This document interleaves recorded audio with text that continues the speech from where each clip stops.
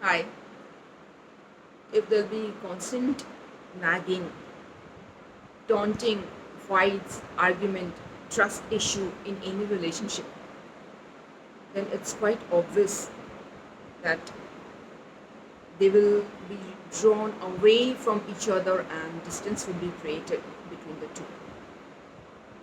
And in such situation, if they come across someone who makes them feel comfortable, listens to them patiently and tries to understand them, then they start liking them and they want to spend more time with the other person.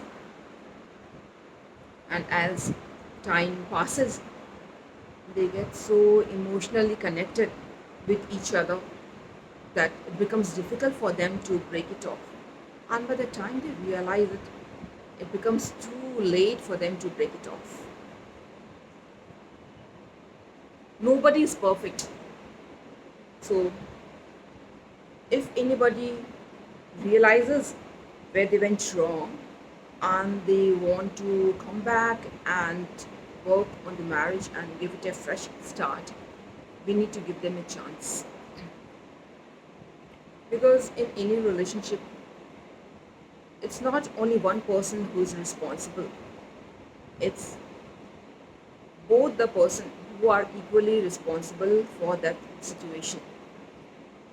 Nobody does any such thing intentionally. It is just because of the situation that they land up so-called extramarital affair. Even if you feel that this person cannot be trusted again and want to break off the relationship and want to go ahead with someone else, you need to think that the problem lies with both of them and you need to work out.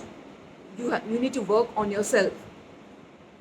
If you don't work on yourself and even if you go for the other person, the same pattern will keep on repeating, because in any such relationship both are equally responsible.